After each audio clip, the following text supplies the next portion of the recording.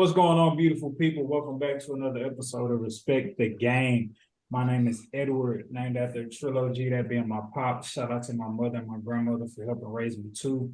Please make sure you go follow at EMAX for all your up-to-date high school, pro, and collegiate sports coverage. We'll not disappoint. We'll keep you up to date on all that is going on in the beautiful, illustrious sports world. We will pass it to our brother Sean Hart Izzo, but he's not in the building currently. He may be joining us here shortly, hopefully. But if not, we're definitely gonna hold it down in his absence. But what is a podcast about your brother? Yo, it is the host with the most uploads and most smoke, Black Peace, the rap plug, the hip hop plug. You already know. Be sure to go check out Talkin Smoke on Apple Podcasts, Spotify, anywhere you get your dope podcast from. Let's get it. Let's go. Good evening, good afternoon, good morning, depending on where you're chiming in from. My name is Sedacious Miles, and on behalf of me and my brothers, I just want to say thank you so much for rocking with us and supporting us, watching and listening. We really appreciate it. My only two plugs is going to be the same. coopb.com, coopb.com, smarterthanmoney.com.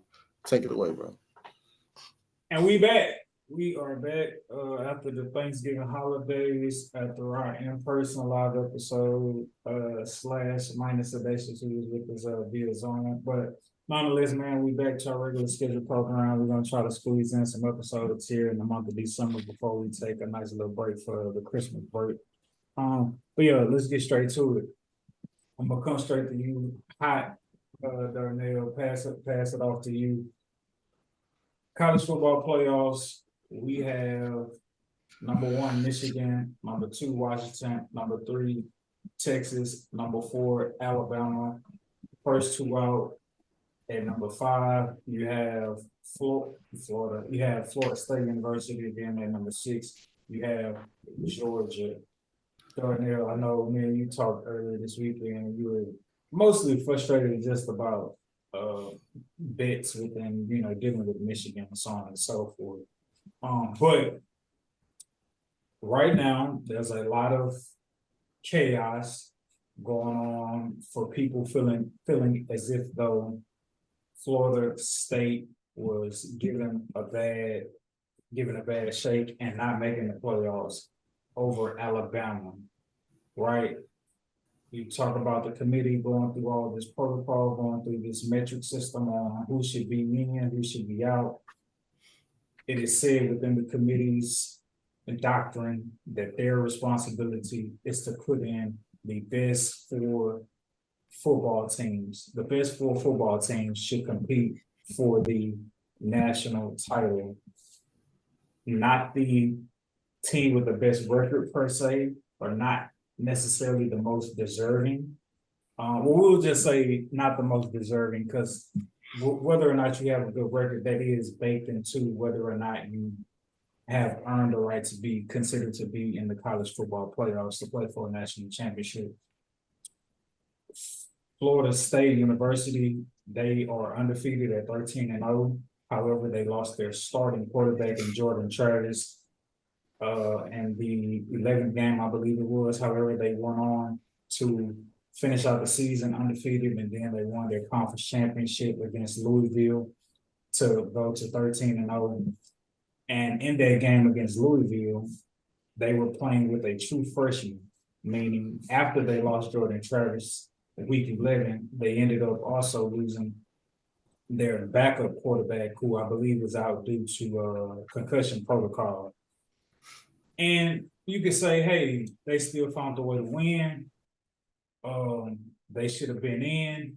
But however, when you're judging them, they went 11-0 with Jordan Travis. You could say, all right, 2 games, they go 2-0 without Jordan Travis.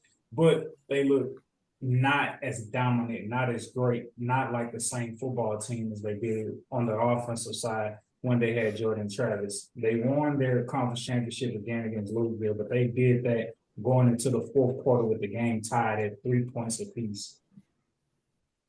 At 3 points apiece, I also want to say that the quarterback that they had, either the entire game or maybe at some point late into the 4th quarter, he had only thrown for 54 passing yards.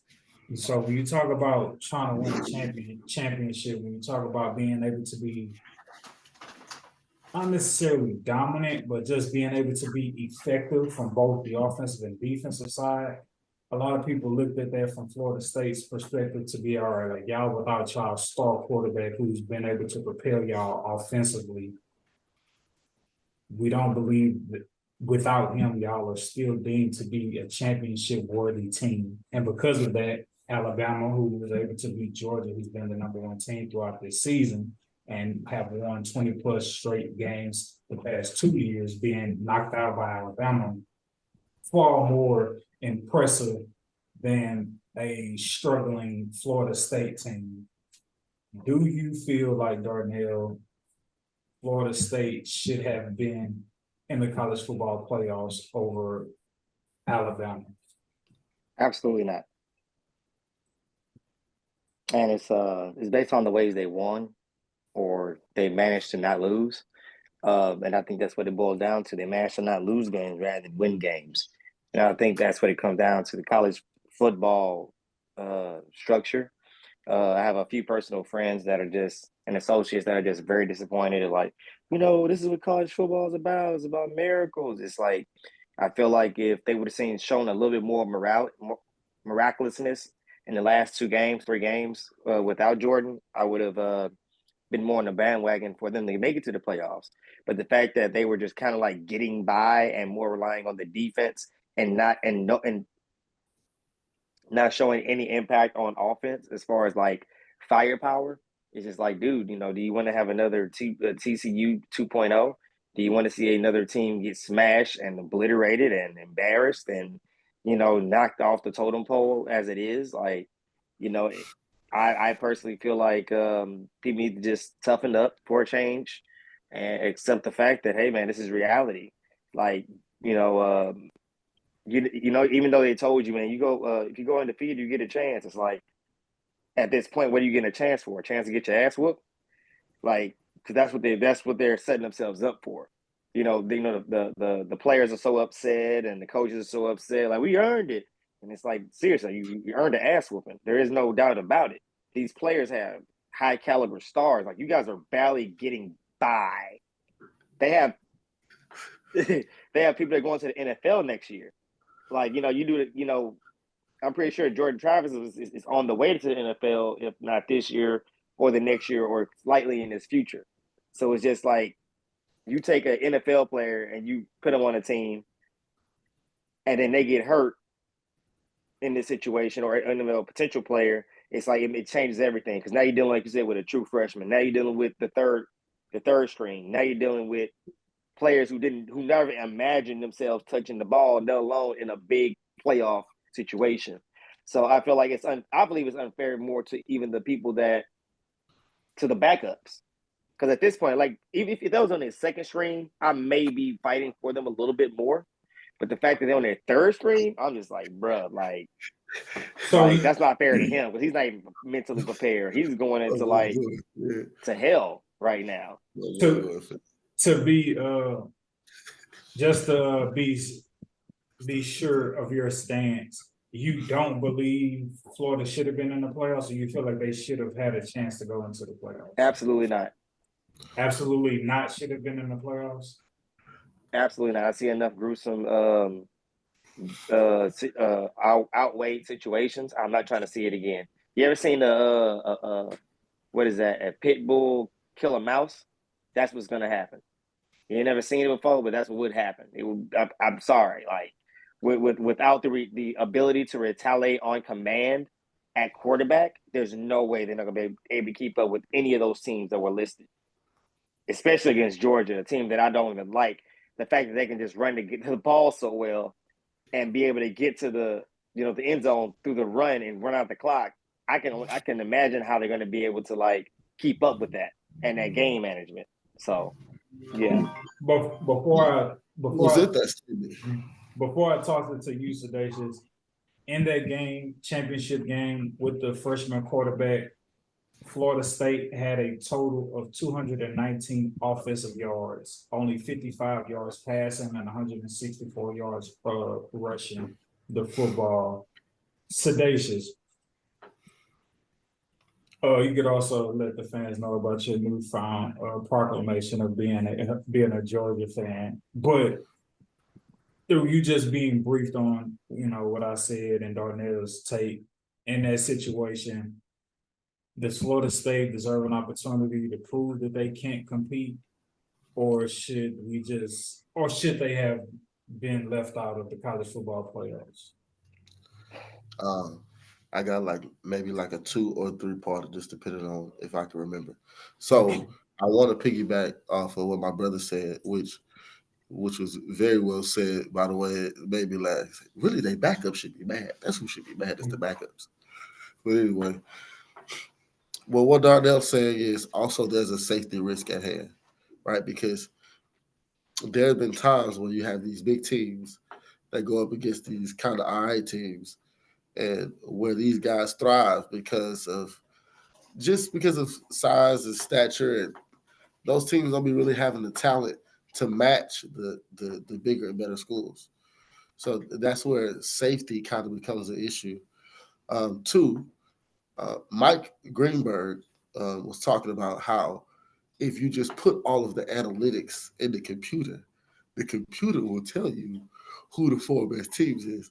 I don't like that 13 niggas get to go into a room and just get to argue, and then all of a sudden, well, these is gonna be the teams because our argument was sufficient. It's like, how do we have AWS now, and we can't just put everybody's stats in the computer and let the artificial intelligence tell us, okay, simply from the cornerbacks making this many tackles, the linebackers making this many tackles, this many times the punt return got returned, this many times they blocked the field goal, all this number crunching to tell us blink, blink, blink, blink, these the 4, right? Because then it's unbiased. Then it's not subjective, it's objective, right? And so I just thought that was like a really good thought. And so last thing is, go Dogs. Yeah, Darnell, I resent that statement that you don't like the Georgia Bulldogs, but I don't know why you don't like them. No. Michigan. My apologies if I said it wrong. Michigan. Yeah, Okay, he hates Michigan. yeah. I was like, you was like Georgia, even though I don't like them. I was like, ouch. Like, did you not hear my soliloquy at the beginning? I don't think he did. No, much respect to them, for sure. But I will like to say this. So imagine a AFC and NFC championship set up like this. You got the 49ers, the Eagles, the Chiefs, and the Jets. Better yet, no, Jets actually have won a couple games against those teams. The Browns. Nah, the Jets. Okay, No, either or. That's what I'm saying. Like, because the Browns are in a game, situation where the Browns will tap something. I think the Browns will tap something for the Jets will. That's fair. But the Jets, prime example, Right. the quarterback situation is just out of hand. So therefore, like, bro, are you really gonna watch that? Yeah. Oh, they got defense. That's cute. But once Patrick Mahomes get in his zone, there's not much you really can do about it, bro. There's not much you can do except for try to play catch up. Ask Josh Allen and ask Joe Burrow. Like, that's literally what happened. Once he gets into his mode, it's nothing but a shootout. Maybe not this year because of the receiver weapons. But other than that, you get the idea. Yeah, I myself either I don't believe that Florida State deserves to be in the playoffs. You being redundant to a point where you don't have your starting quarterback, and again, if maybe within those 2 games you were dominant as you were the previous 11, that would be something to be respected. To be like, okay, it seems like though they lost their starting quarterback, this team is still very like top tier. It doesn't seem as if though there's a tremendous drop off, but Jordan Travis, obviously starting quarterback, he gets hurt, and so he's full of emotions. He's feeling bad, apologizing for getting hurt, saying, "Oh man, I wish I would have got hurt somewhere," so everybody could see that this team is more than one player. To that, I understand where you're coming from, Jordan Travis, because you really want to see your team you don't want to feel guilty for holding your team back just due to unfortunate injury on the field. But to that, I say stop the cap. All right. We see what the Patriots look like since Tom Brady's left. So unfortunately, in the game of football, without a star-studded quarterback who has led the charge, if you take that away, the team ain't what the team is supposed to be in on any football team. So, Right. so Cut my head off, It the body feels shall like- die. It kind of feels like it wouldn't matter if they had the quarterback. no. If they had Jordan Travis, by far, put Florida State in. Jordan Travis was electric. Him and Coleman, that dynamic duo. Then you got Benson being able to run the ball 1,000%. If Jordan Travis was healthy, no questions about it. Alabama not getting in, regardless if they beat Georgia or not. But emotions aside, Florida State is not as good as they are without Jordan Travis as they are with him. Point blank, period. And they had a chance to show that. They had a chance to show that Twice. twice with their 2-game sample size. So with your with your third string quarterback, you only put up again 164 points. And really, now that I think about it, y'all only got one touchdown. You only got one touchdown on offense. Y'all were fortunate enough to get I want to say a pick six, if I'm not mistaken. Somebody on that team got a pick six. You know, I think it's safe to say, I think the coach had the mindset that he was going to get in automatically as long as they just didn't lose. And I think that was the issue. And I don't think I'm not reneging on what I said necessarily, but I'm saying, like, based on the angle, based on the numbers, based on the way you guys performed, you guys don't deserve to be in there because you guys played it safe. It's like a boxing match. It's like just like a 13-round boxing match. If there were 13 rounds, you go 11 rounds, just hulling them, killing them. If by some reason those judges seen in those rounds that you looked okay, better rather than what you thought, and those last two you give up, they're going to give that match to the other boxer because they say, you know what, like those last 2 rounds they were iffy. I mean, those last 2 rounds you didn't really be dominant, and those other rounds, yeah, you may have won, but it wasn't enough to say like, okay, this guy's dead on his feet. You thought you won. And I think that's what they did. They went in the corner and they told him, hey, man, just stick and move. You'll be okay. Just stick and move. And I felt like, if anything, go out there and do it with your running back. Do something to where, okay, we're putting up numbers. We're still dominant. We're still a force. Edward explained to me yesterday about how the ranking of college football is. It's about how powerful you are. It's not about getting wins. Wins could be crap. You could be part of the worst and division. Strength of schedule. Exactly. So therefore, it's like you can have an undefeated season. I'm pretty sure it's a lot of colleges with undefeated seasons, but therefore, it's like, bro, look who you played. Why are we going to put you in that position? It's just not fair. Size, talent, scouting abilities, all these things matter. And it's just like, at the end of the day, people complain now, but if they were to let this fly, we're literally going to see TCU all over again. And like I said, that was not worth watching after the first quarter and a half, which is scary. And TCU was given their fair shake and they actually got the opportunity to knock off and beat Michigan. So it's just like, we gave an underdog team a chance. Like, okay, well, let's see how they do. 65-7. And mind you, this is the biggest stage in college football where you're trying to generate all your dollars, all your viewership, all your advertising. This is supposed to be especially with that stud Quentin Johnston, bro. And like that 1,010% plays a factor. I think TCU ruined it for Florida State. When I said they had a pick six, they didn't have a pick six. They had 3 kick field goals and they scored a touchdown. Again, one more time, versus Louisville in the conference championship, they put up 164 total yards of offense. And in the 12th game of the season, after losing Jordan Travis, with the second string guy, they only put up 224 yards of offense, combined rushing and passing. Some quarterbacks put that up and just passing along. So maybe, and they won 24-15. They put up 24 points. They were able to score 3 touchdowns with the second string. But losing that second string and then that performance, it just y'all are not. They were not the same team, and it was evident. And Florida State, if y'all want to have a FU to everybody who counted y'all out, said the committee got it right, beat Georgia. Beat Georgia. If y'all really who y'all say y'all are, if y'all really deserve the shot y'all say y'all did, don't even beat Georgia. Don't even beat Georgia. Keep it close. Keep it close. Can you keep it close?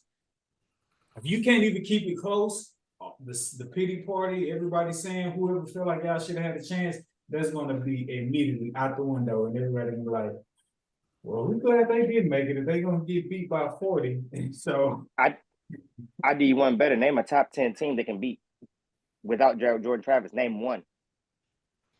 One. Top 10. I'll give you 10. I don't see it. I don't see it. Because I want to say I've seen all of them at their best, or at least at the point of where they're at right now, and I don't think they can touch none of them. Top 10. All right, top 10, you got Michigan, Washington, Texas, Alabama. I don't think they're beating all of them. Then we go to 6, because Florida State is 5th. I don't think they're going to beat Georgia. I don't think they're. I don't think y'all going to beat Ohio State. Definitely not beating Oregon. Definitely not beating Missouri. They kill quarterbacks. Penn State. So what playoff are you going to play in again? What college play? Now you do that to the other 3 or the 4.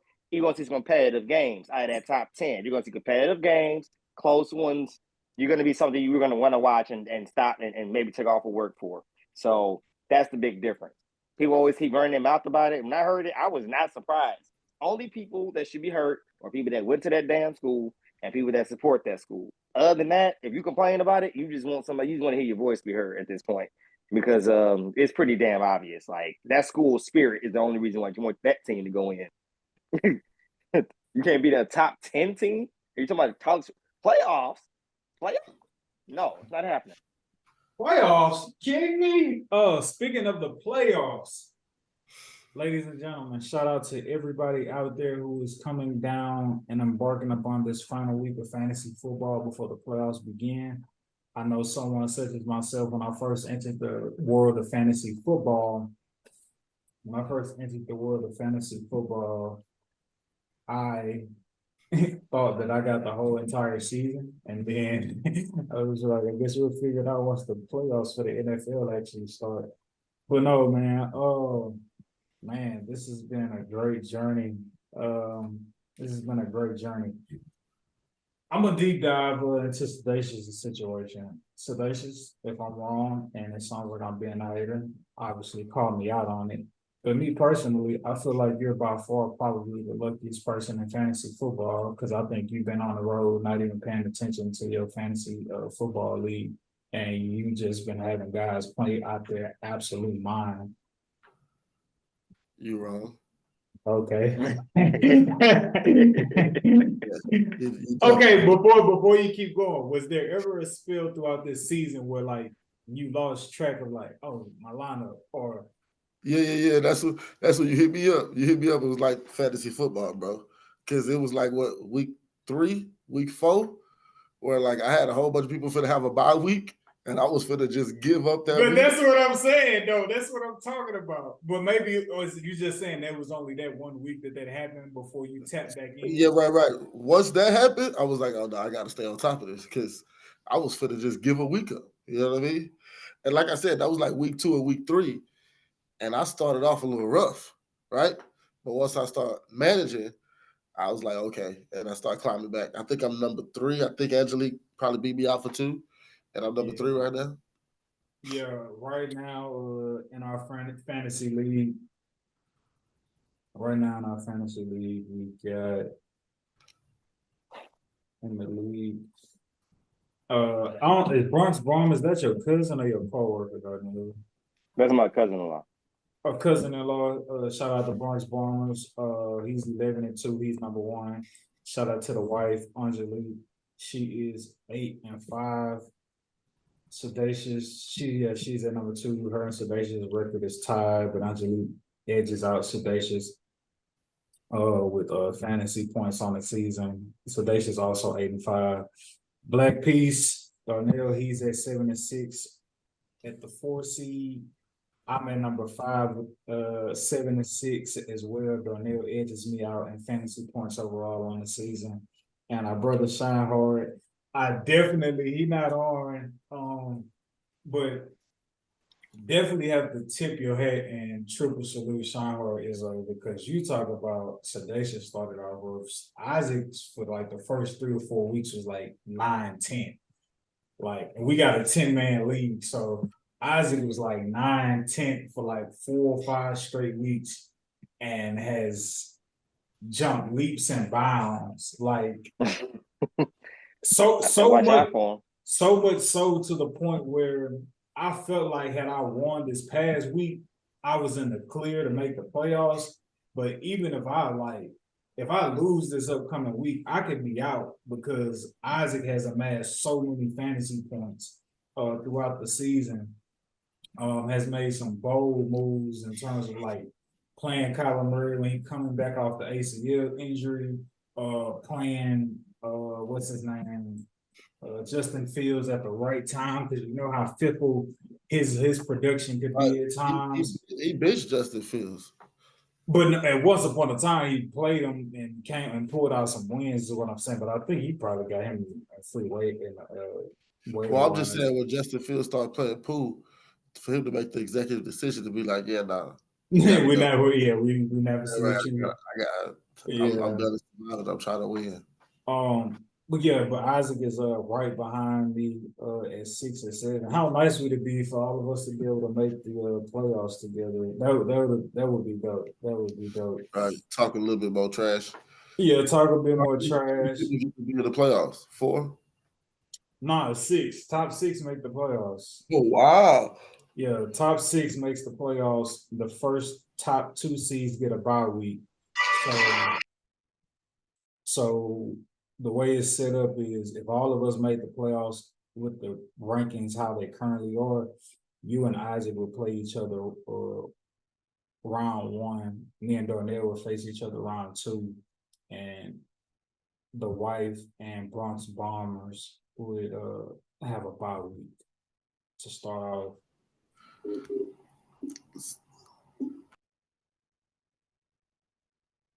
But yeah, I personally hope that I just get some good fortune for my last game of the season, because my brother, this is his first year. I help him. He has 2 wins this season. He's 2-11. He has 2 wins this entire fantasy football season. One of his wins comes off of me helping him orchestrate his roster the same week he was beating me, and that's the thanks I get for just trying to be a good brother. And Jamar Chase having the absolute game of his life. Also, to the guy, I don't know if y'all saw this, but there's a dude on social media who posted this tweet. Nico Collins, we're going to talk about the Texans here in a few. Shout out to Nico Collins, my number 1 receiver on fantasy, has yet to fail me. I also want to say to Christian Kirk, thank you for all you did for me this season. I know you probably done with the injury that you had against. Who was that played last night?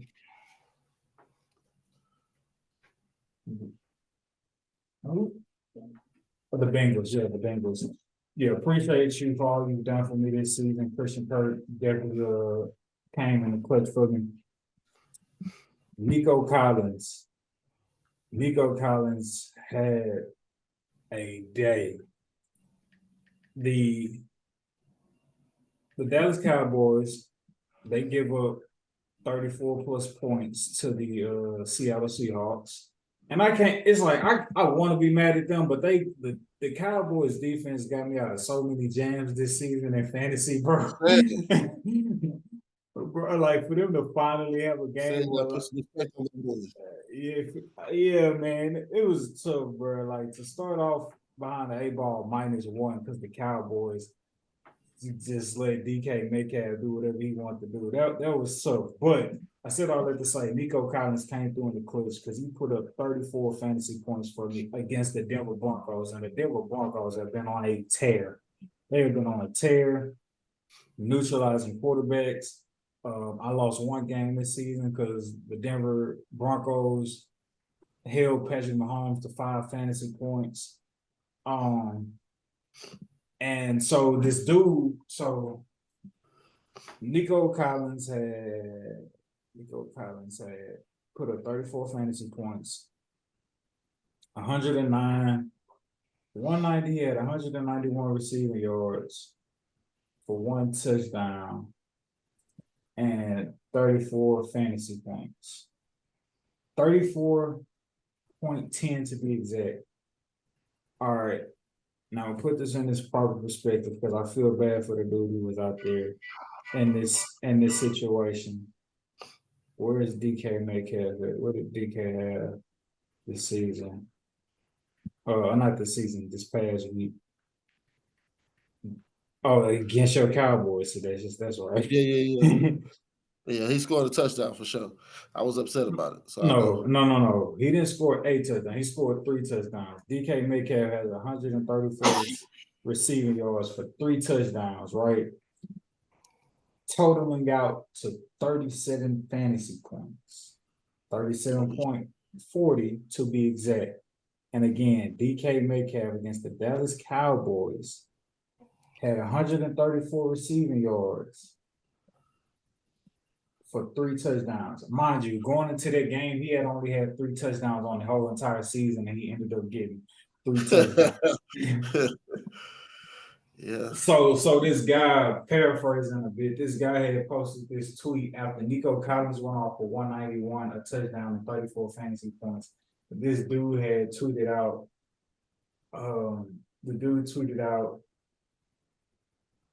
Nico Collins' 34 fantasy points is the most points I left on the bench since DK Metcalf's 37.40 points. And when I read it again, I was like, yo, this dude had both Nico Collins and DK Metcalf sitting on the bench when they both had the games of their lives.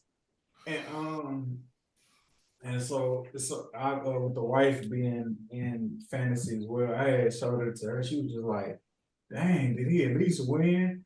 And we never got that information. That's a great question because I'd have been in situations like, dang, I left them points on the bench, but nonetheless I still won. So you're not really tripping at times, you know what I'm saying? When you leave points last week I would have beat Angelique had I started Russ instead of start Justin Herbert.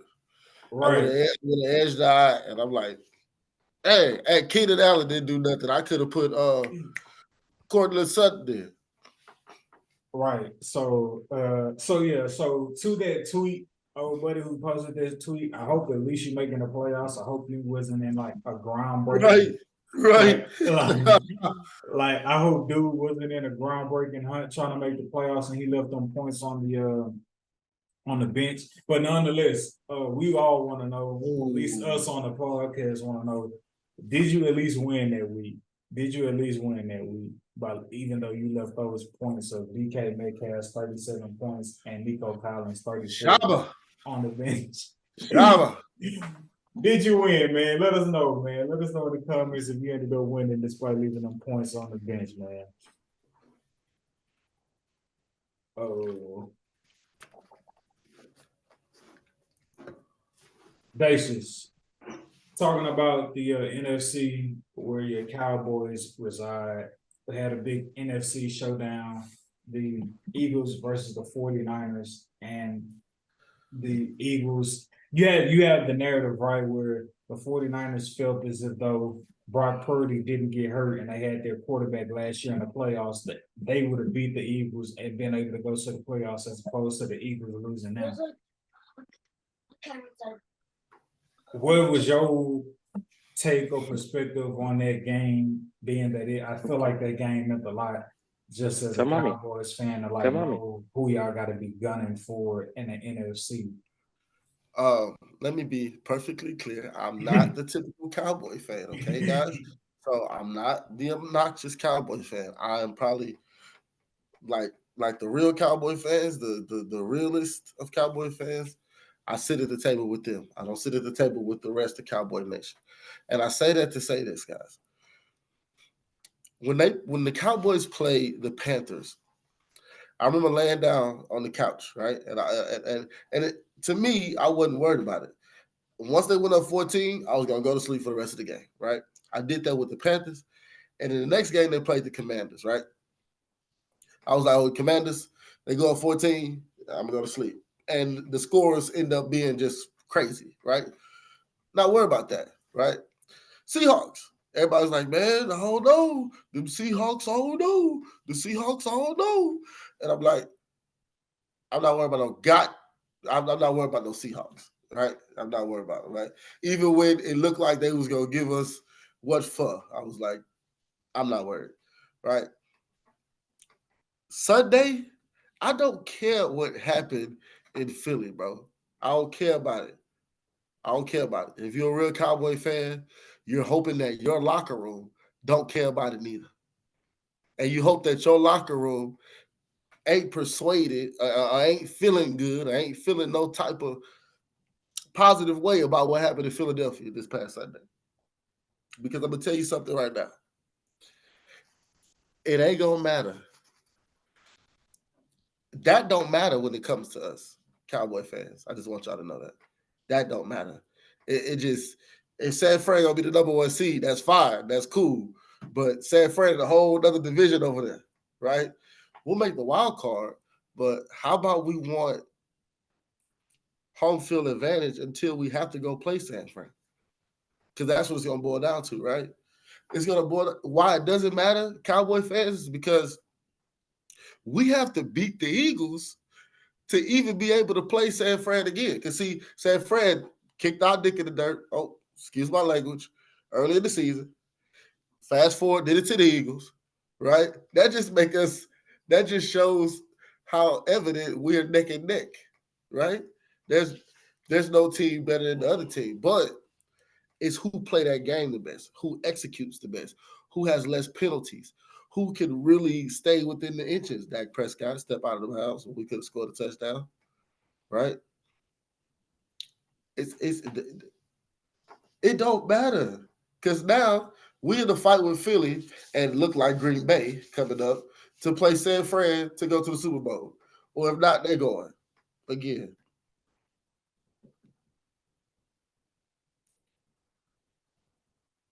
So it don't matter, right? I mean, it, I can't hear you, bro. You talking, but I can't hear you. But I'm gonna say this, Cowboy fans. I'm telling you right now. Look at me. I'm trying to tell you right now. You know, like I get it. It felt good watching the Eagles get stalked like they did, right? It felt good, right? For y'all, it felt good. The whole time, I'm like, see, this is not okay because them niggas is finna be mad when they come to Dallas now, right? You got to think Right? the long game. They're gonna have a point to prove. And I'm like, everybody like, oh, you see the Eagles? You see the Eagles? My boy, who's an Eagles fan, was like, man, I was hurt. And I had to walk away. I don't even want to speak on them. I don't even want to jinx it. I don't even want to, So to put the 49ers win over the Eagles into its proper perspective, they put up 40 points on both the Eagles and the Cowboys. Beat the Eagles 42-19, and beat the Cowboys 42-10. Like they look like the favorites, bro, to win the Super Bowl. Shanahan may finally. Who beats them?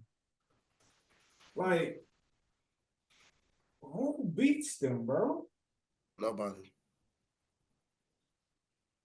Like, not like who beats them? Nobody. Bro, who beats these guys, bro? They're I'll tell you this. scary. I'll tell you this though.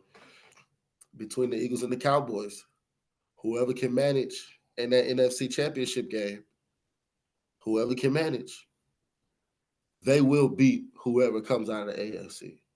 In my mind, without a shadow of a doubt. It doesn't matter who comes out. Ravens, Kansas City. Bro, I came to the realization after yesterday, I don't think Kansas City's winning the championship this year. I feel like Christian was 2 years too late, too early. I feel like Christian got off the podcast too quick because Jacksonville could have been the first, could have been the top seed in all of the AFC if they would have won. To be honest, a lot of things he foreseed actually came to true. Like once he got off the podcast, he said 49ers are going to be one of the best teams. They are. Best defenses, they are. Jacksonville, they are. Watson, he was and now is not the guy. What happened to Watson? We're giving him a little grace. He's not the guy with the Browns. He was doing what he needed to do when he was with us. Now let's be honest though. In comparison, so we can segue a little bit with this. In comparison of what we have now, were we just getting by, or did we really have our franchise quarterback? Let's be really honest. I'm not. I know he's down bad right now, bro. Deshaun Watson. I still look at it like. Don't do that, Donnell. No, respect bro, he what was he did. Top 5, bro, when he was. That's fine. But that was literally after a certain point. Our quarterback right now is getting considered top 5 first year touching the gridiron. And that's what I'm saying. It's like got injured his first year. Bro. Deshaun got injured his first year, 1. And 2, let's not act like Deshaun Watson didn't have to deal with the poison of Bill O'Brien. He had Hopkins. Wow. Stop it, dog. I'm not saying that. Now listen, listen to me first. What I'm saying is based on the what you have, it's like Watson did good for what we wanted or what we needed for Houston. Like I don't think he was the actual perfect fit for Houston. I feel like Stroud's the perfect fit for Houston. I feel like Deshaun Watson was definitely like a hell of a stepping stone to what we needed to start bringing into our organization. That's what I mean. I don't think he was necessarily the perfect guy, but it's like I just feel like it could have been better. Like we were grateful, dude. Yes, he was amazing. Yes, he was good for what he was doing. But I look at it now, it's just like we actually have an actual quarterback, dog. To say we have an actual quarterback, I don't know what context you mean that in, but I feel like you're dealing with a severe case of recency bias based on what we're saying from CJ Stroud. When we was down and out, like he was our crowning gem. Deshaun Watson was our crowning gem. Yeah, listen to what you just said. Quarterback. But what you're saying, what I'm interpreting and what you're saying is you making it seem as if though you're saying, yeah, he was good, but like, was he really like good for us? Like, right. What? Well, see, honestly, I can understand that, but at the same time, bro, you can't take that away from Deshaun Watson, bro. Yeah, it's like I'm not. It's like yes, I'm not. It sounds like I am, but it's being real about it. Because you know what I'm saying. It's like you found a shiny new toy, not no offense, but it's like well. Was that last one really all that fun for real? It's like yeah, bro. This is like, don't get me wrong. I love CJ Stroud, but I'm not going to. I mean, if you want to, because that's what we're gonna always do in the world of sports. Like, try to compare the two. He got hurt his first year, and he was dealing with CJ Stroud is coming into a whole new, brand new regime, bro. Like, does CJ Stroud get to? Does he get to flourish if he's under Bill O'Brien? Probably not. Deshaun Watson. They start to chip away at the defense. Talk about having complimentary football. Get rid of JJ Watt, and then you get rid of his number 1 receiver, and Hopkins. Like he was a top 5 quarterback before he got hurt, before he stopped playing. And unfortunately. Well, I mean, who was the top? You got Lamar won his MVP. Then we had to run into the emergence of Patrick Mahomes. Like, bro, it's Bro, Yeah. his leg, like, come on, dog. Yeah, you Like, gotta hold, For you really gotta hold your guy, Darnell. for the quarterback that we got, from what we used to have, and for the quarterback that we got with Deshaun Watson, it's like, okay, dude, like we're grateful. It's awesome. Yes, we even made him into a top 5 quarterback. I'm not saying this is false. Okay, but based on what you've seen now and then, it's like realistically, I'm sorry. That's an actual real quarterback. That's what I'm saying. what do you That's what mean we by have right now. So you said okay? What do you mean? I'm sorry, Celeste, forgive me. What do you mean by real quarterback? I mean by that is like, yeah. like when I see a lot of improvising, dude. It wasn't a lot of quarterbacking with Deshaun Watson. It was a lot of improvising. It's not a shot. It's not a shot. Better yet, better system. Who knows? But what I'm seeing, what I've seen off of, it's like I've seen a whole bunch of improvising with Deshaun, but I actually see quarterbacking with CJ. Like he's actually throwing the ball is in a commanding way rather than with Deshaun. Deshaun, yes, he threw the ball, but he was definitely creating and making it up as he went beautifully. Hey, I gotta say this because I've been thinking about this lately, and I have to get this off my chest. So I kind of put my no, I didn't. No, I didn't. I'll say that Dak Prescott has survived the test of time way better than quarterbacks forementioned, right? So now I get to say this to you guys because I couldn't say it back then. Dak Prescott is a better quarterback than Deshaun Watson. He always was a better quarterback than Deshaun Watson. Because Darnell just admitted to it right now. He just did. So thank you. Put on Because my now that I understand your point, and your point can only be your point now, Darnell. If in fact, though, Dak Prescott is better than and was always better than Deshaun Watson. Because look, then you tap into the Peyton Manning effect, what I talk about, right? Because you said improvising and quarterbacking. Then I thought about the Peyton Manning, because that's premium right there. Okay, if that's the case, my quarterback, he was dueling with Josh Allen and he was dueling with your boy Deshaun Watson and Kyler Murray and all these other different quarterbacks, Ryan Tannehill and everybody did. And he has, I mean, Derek Carr, Jimmy Garoppolo, Mac Jones, all these guys. Joe Burrow still there. You know what I'm saying? Joe Burrow down and out now. He can't even be in nobody's conversation. And my guy, and I talked about this earlier this season. I was like, yo, it's Dak Prescott, bro. It's Dak Prescott. And what we've seen from him lately, the Seahawks, and if we can see something with Philly, then I'll say my foot was in my mouth, but not just yet.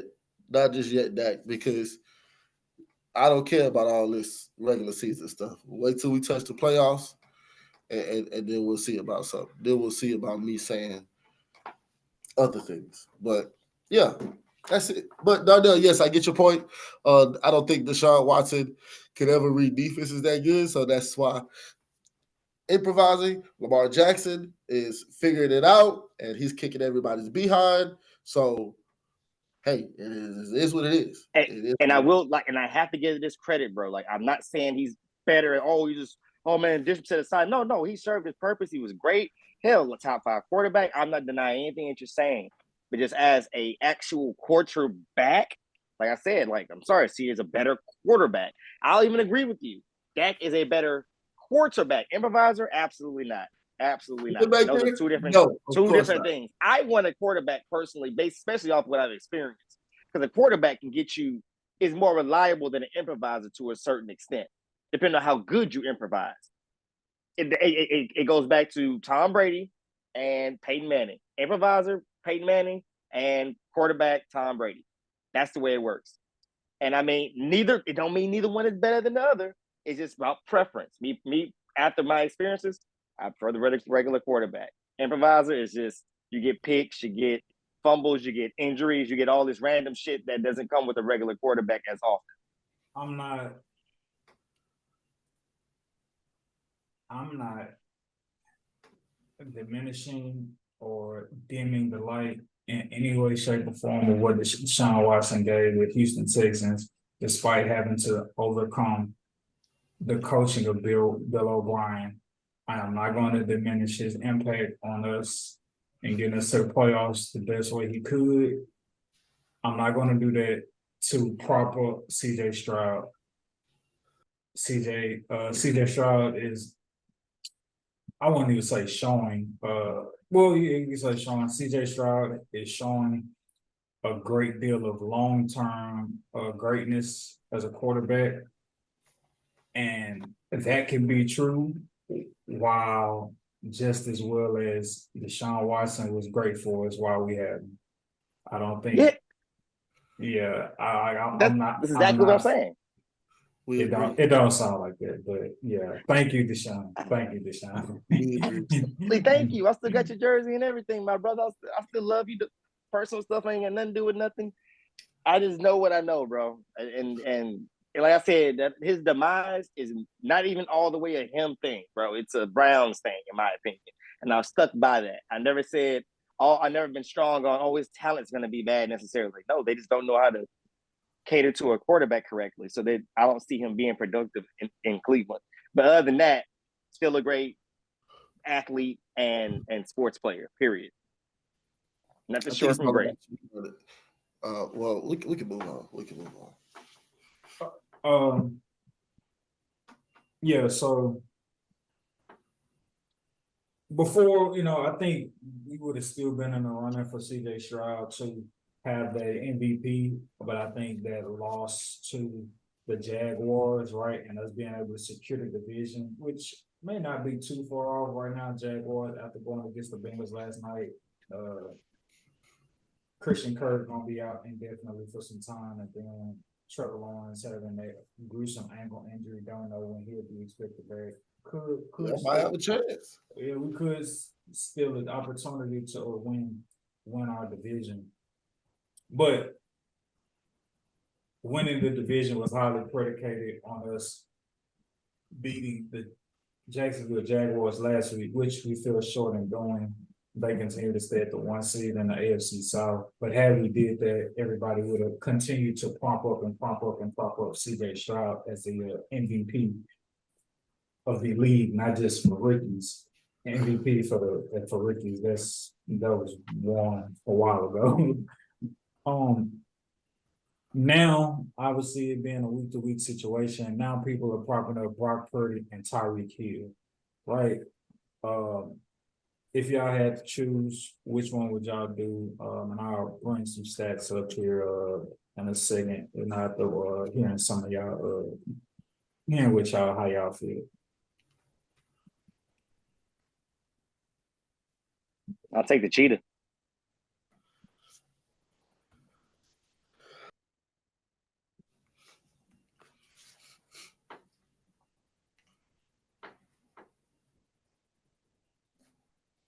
I definitely take the cheetah based on the fact that he's a one-man wrecking crew, in my opinion, to an extent. And I feel like Purdy he has too much help around him to be considered MVP, in my opinion. You have literally Pro Bowlers around you to where it's just like, I'm not necessarily questioning your greatness all the way, but it's just like, I just can't give you the hands down, you're the best guy. Like your tight end's a Pro Bowler. Two of your receivers are possible Pro Bowlers. Your running back's a Pro Bowler. Your fullback's a Pro Bowler. Your lineman is a Pro Bowler. I mean, literally, your whole offensive team is a Pro Bowler. 5 of your players are Pro Bowler. No, that's just, I can't give it to you, brother. I don't even think I think Tyreek has maybe Tua and Mostert as Pro Bowlers. That's it. And maybe somebody on the offensive line. That is all. That's 3 other guys, if 3. I think Waddle kind of got slowed down this year. If he didn't get slowed down, he may have been a Pro Bowler himself. But yeah.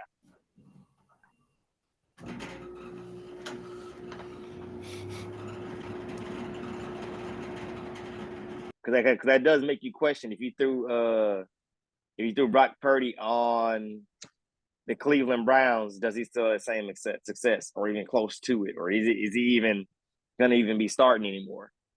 Kind of makes you scratch your head a little, just a little.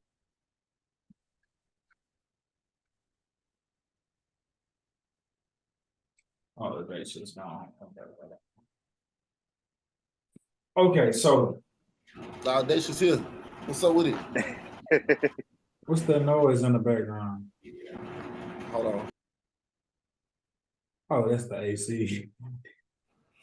That was the AC, my bad. Nah, you good. Dacious, who would you lean towards for the NFL MVP? Dak Purdy? Prescott. Oh, sorry. My bad. Who was it? My bad. I didn't know you was gonna list people. My bad. Sorry. Brock Purdy or Tyreek Hill?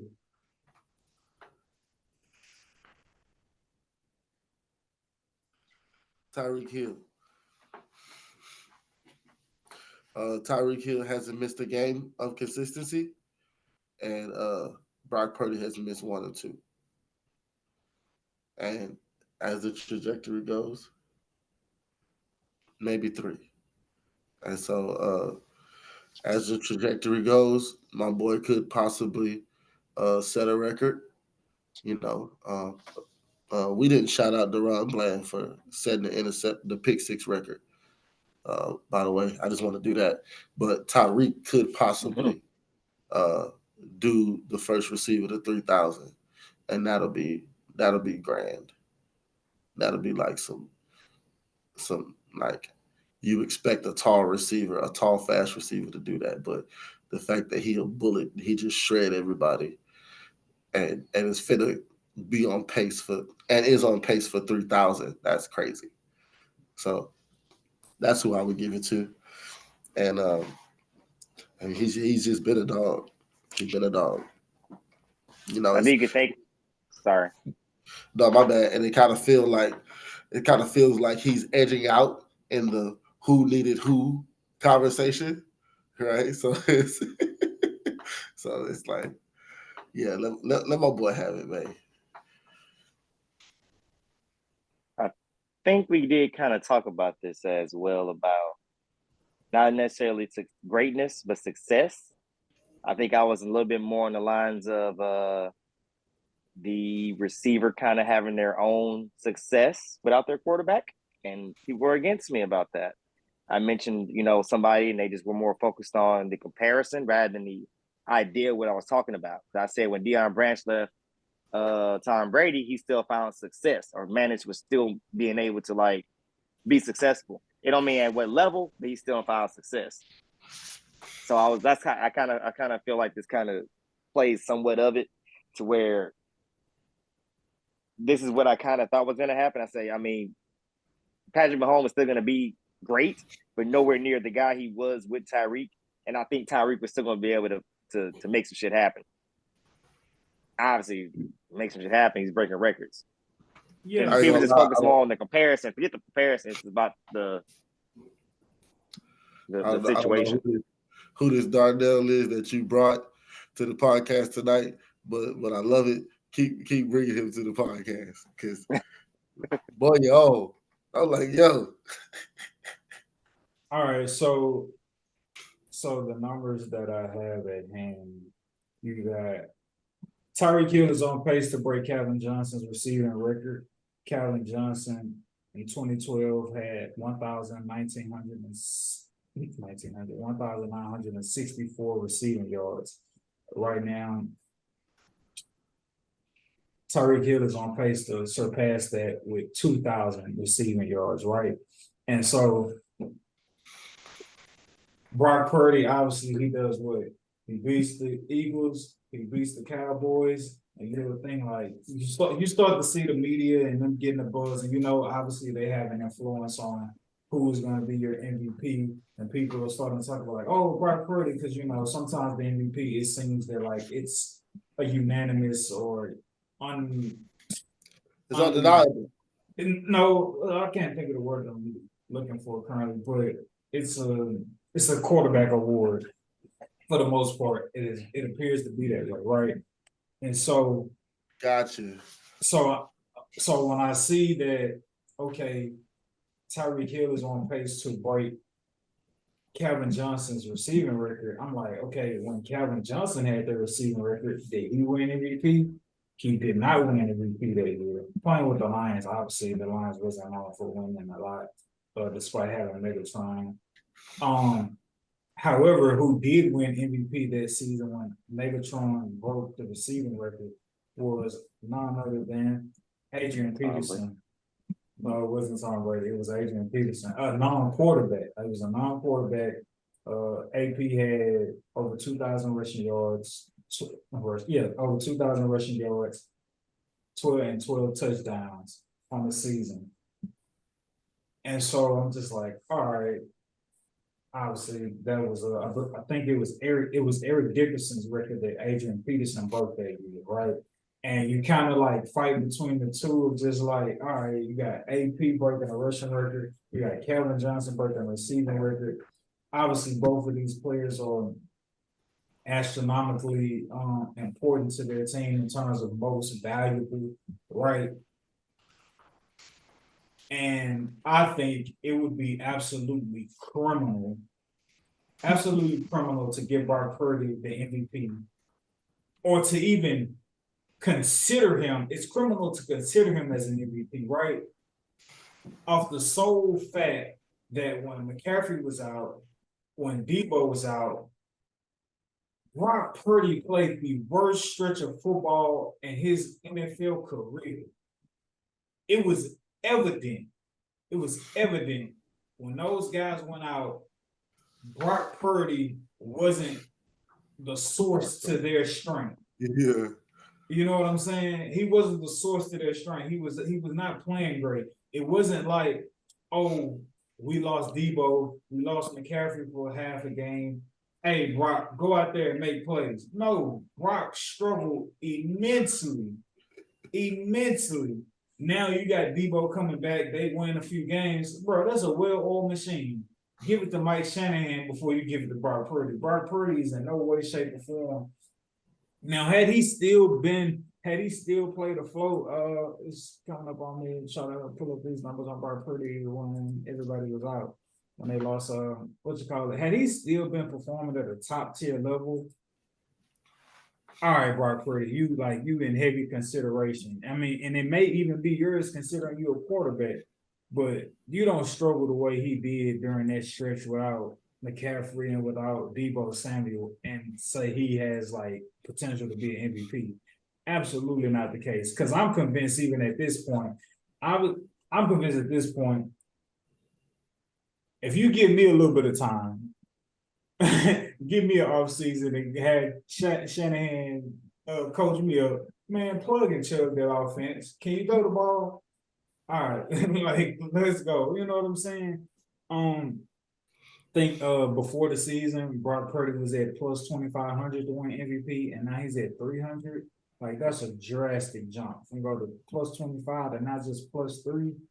It's like, bro, like don't disrespect the game. Please respect the game and make sure that MVP award, if not CJ Stroud, make sure that MVP award goes to Dak Prescott. Yeah, goes to Tyreek Hill. In my opinion, I feel like you got to get an MVP award to Tyreek Hill. Considering what he's doing, considering it was somebody that wrote up this illustrious article on like why you need to be cautious about taking Tyreek Hill this past week. I forget who they was going against, but you need to be cautious because they play this type of defense and they don't want to let people take the top off and they're going to try to neutralize Tyreek Hill. Yeah, we see how they went. Darnell, you know how they went firsthand because you got Tyreek Hill on your fantasy team.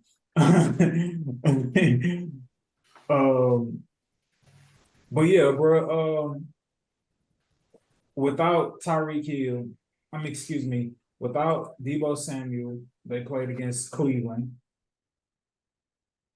They had McCaffrey that game, but they didn't have Deebo. He didn't have Deebo to throw the ball to. They lost to Cleveland, right? Obviously, Cleveland defense is like up there. No, I'm lying to you guys. Well, no, I'm gonna assume I can't remember exactly when, but I believe the Cleveland game is when Deebo got hurt. Maybe Deebo and McCaffrey. That's when they had got hurt. Then they had to play Minnesota. They had to play the Vikings. McCaffrey was able to play, but there was no Deebo Samuel. They lost. They only put up 17 points. Yeah, this is the game because we talked about this earlier, a couple of weeks ago. But yeah, so with Deebo Samuels and no McCaffrey both on the football field, Brock Purdy was only able to amass 17 points. And those are all in losing efforts. And I'll tell you everything you need to know. So yeah, Brock Purdy going from plus 24 to plus 300 for NFL MVP consideration is null and void, considering when you didn't have McCaffrey, you didn't have Deebo, you went 0 for 3. So we can say, so it's safe to say that Buddy not even the most valuable player on his team At all.